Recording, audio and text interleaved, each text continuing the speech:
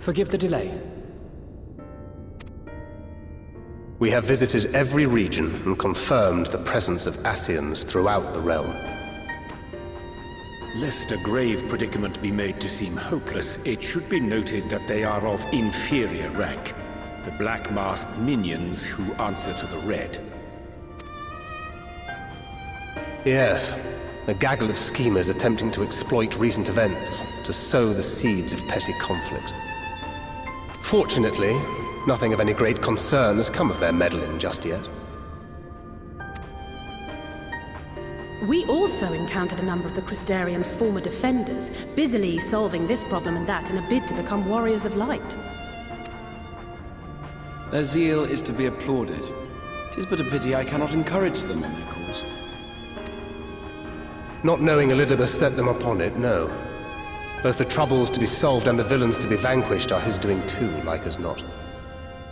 And so, with apologies to the aspiring warriors of light, I believe it best that we deal with the Ascians quickly and quietly. I quite agree. But tell us, what news from the source? How fare our bodies?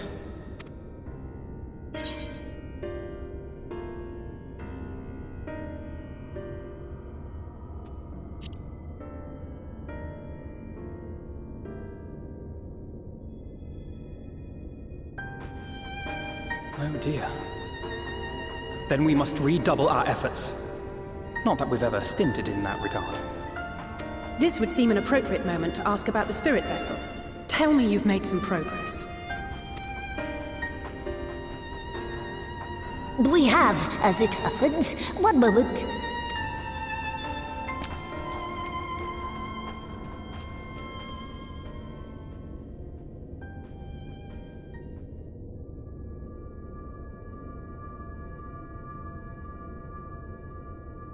The red stones.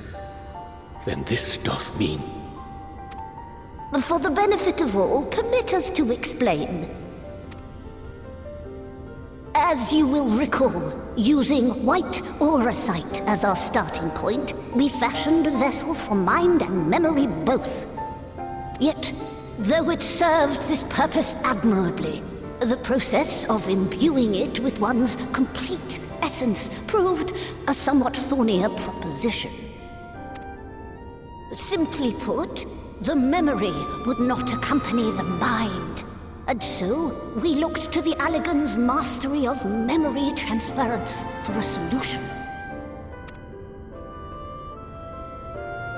This approach was not without its own complications, however, relying as it does upon blood, which inanimate objects, notably, do not possess.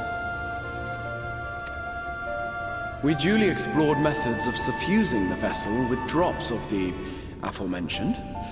Alas, our painstaking experimentation succeeded only in making me feel faint, and singularly failed to imbue the crystal with the necessary properties. It was then that an idea occurred to me, namely that we might fuse the vessel not with normal blood, but with my crystallized essence.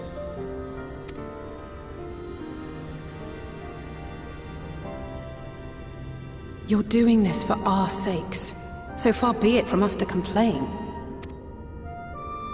But don't think we haven't noticed what's happening to your arm. It falls well short of offering up my life in exchange for yours, which was your only stipulated prohibition, as I recall. And it is but a small price to pay for delivering you home.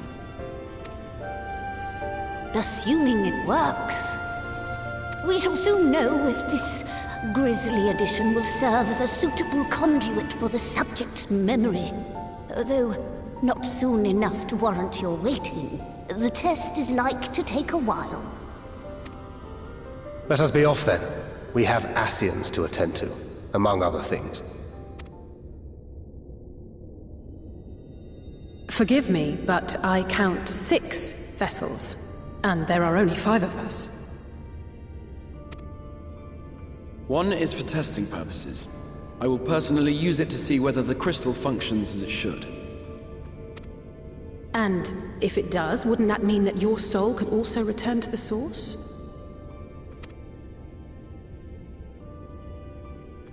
Yes.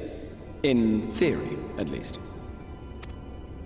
But there is a distinct difference between your circumstances and mine.